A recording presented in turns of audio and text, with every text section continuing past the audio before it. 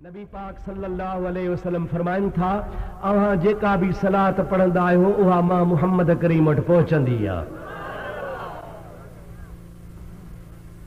ऐं रुगो ख़ाली सलात कान पहुचंदी आहे मुकम्मिल पते ऐं एड्रेस सां पहुचंदी आहे। या रसूल अल्लाह फलाणो पुट फलाणे जो फलाणी क़ौम वारे ही लफ़्ज़ चया हा, को चवंदो अल्लाहुम्मा सल्लि अला, को चवंदो अस्सलातु वस्सलाम अलैक या रसूल अल्लाह, को चवंदो अल्लाहुम्मा सल्लि अला मुहम्मदिन कमा सल्लैत अला इब्राहीम, को चवंदो सल्लल्लाहु अला नबील उम्मी व आलिहि वसल्लम, को चवंदो अल्लाहुम्मा सल्लि अला मुहम्मदिन बिअदद कुल ज़र्रतिन अल्फ अल्फ मर्रतिन, को कहिड़ो सीगो को कहिड़ो सीगो। जेतरा भी उम्मती नबी ते सलात पढ़ंदा उन्हनि जी एड्रेस भी पहुचंदी, नालो भी पहुचंदो ऐं लफ़्ज़ भी उहे पहुचंदा जेके हुन जे ज़ुबान मां लफ़्ज़ निकिता हूंदा।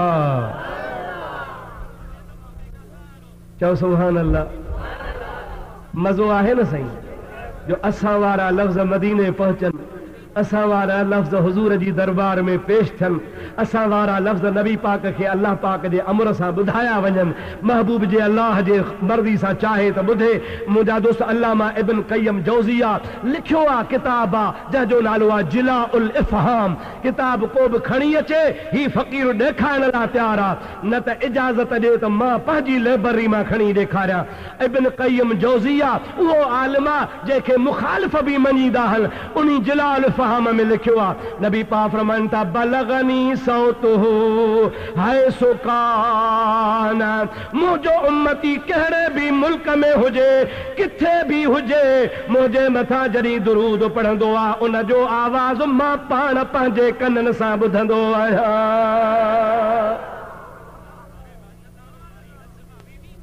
ऐं इब्न क़य्यम जोज़िया लिखे थो त सनदहु सहीहुन,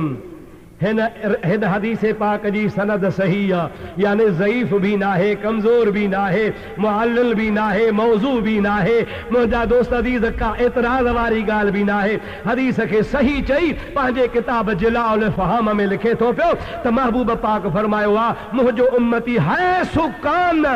किथे भी हुजे हुन जो आवाज़ मां मुहम्मद करीम जे कननि ते ओरिजिनल आवाज़ पहुचंदो आहे, जंहिं आवाज़ में उहो मुंहिंजे मथां दुरूद पढ़ंदो आहे।